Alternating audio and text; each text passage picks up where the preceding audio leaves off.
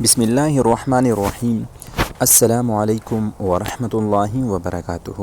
معزز سامعین، 15 شعبان یعنی شب برات سے پہلے یہ وظیفہ ضرور کریں۔ شب برات یا شب براعت اسلام کے 8ویں مہینے شعبان کی 15ویں رات کو کہتے ہیں۔ مسلمان اس رات میں نوافل ادا کرتے ہیں، قبرستان کی زیارت کرتے ہیں اور ایک دوسرے سے معافی چاہتے ہیں۔ اس رات کو مغفرت کی رات اور رحمت کی رات بھی کہا جاتا ہے۔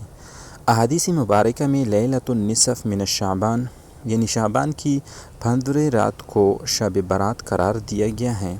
اس رات کو برات سے اس وجہ سے تعبیر کیا جاتا ہے کہ اس رات عبادت کرنے سے اللہ تعالیٰ انسان کو اپنی رحمت سے دوزخ کے عذاب سے چھٹکارا اور نجات عطا کر دیتا ہے۔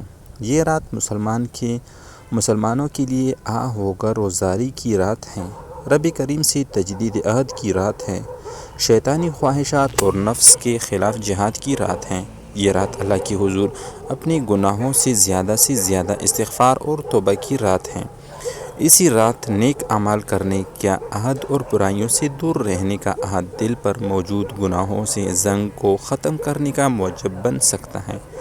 حضرت ابوبکر صدیق رضی اللہ سے روایت ہے کہ حضور صلی اللہ علیہ وسلم نے فرمایا، اے مسلمانوں، شعبان کی 15ویں رات کو عبادت کے لیے جاگتے رہو اور اس کامل یقین سے ذکر و فکر میں مشغول رہو کہ یہ ایک مبارک رات ہے اور اس رات میں مغفرت چاہنے والوں کے جملہ گناہ بخش دیے جاتے ہیں۔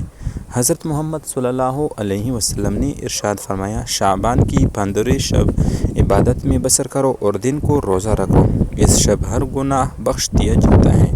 بخشش طلب کرنے والوں کا رزق طلب کرنے والوں کے رزق میں وسعت عطا کی جاتی ہے۔ ہم خوش قسمت ہیں، اللہ تعالیٰ نے زندگی میں ایک بار پھر شعبان المعظم کی بابرکت گھڑیاں نصیب فرمائی۔ ابھی رجب شریف کا مہینہ گزرا ہے۔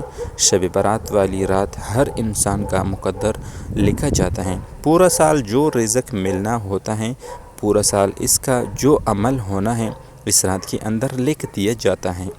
آنے والے سال میں اس شخص نے کیا کرنا، کتنا کمانا ہے اور باقی زندگی کے کیا معاملات کرنے ہیں، تو اس کے بارے میں لکھ دیا جاتا ہے۔ کوشش کیا کریں، رات کو اٹھ کر نوافل پڑھا کریں، اللہ تعالیٰ سے دعا مانگا کریں، کثرت کے ساتھ استغفار پڑھا کریں، کثرت کے ساتھ سورہ بقرہ کی آخری 2 آیات پڑھا کریں تاکہ آپ کا مقدر اچھا لکھا جائے گا۔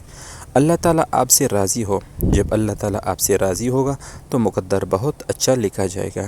اگر آپ یہ دن غفلت کے ساتھ نہیں گزاریں گے، آج کا وظیفہ آپ نے مختصر سی تسبیح یا حسیبو یا مجیبو، ان 2 ناموں کو آپ نے بوضو حالت میں کسی بھی نماز کے بعد یا فارغ وقت میں اول و آخر 11 مرتبہ درود پاک پڑھنا ہے اور درمیان میں دونوں ناموں کو ایک تصور کر کے 300 مرتبہ پڑھنے ہیں۔ جتنے بھی آپ کے مقاصد ہیں ان سب کو اکٹھا ذہن میں رکھ کر یہ وظیفہ کرنا ہے۔ انشاءاللہ سب خواہشات اللہ تعالیٰ پوری فرمائیں گے، شرط یہ ہے کہ وہ خواہشات جائز ہو۔ تو میرے محترم بہنوں اور بھائیوں، اگر ابھی تک آپ نے ہمارا یوٹیوب چینل سبسکرائب نہیں کیا تو جلدی سے سبسکرائب کریں اور بیل آئیکن کو دبائیں تاکہ ہماری آئندہ کی وظائف پر مشتمل ویڈیوز آپ کو بر وقت پہنچ سکے۔ جزاک اللہ۔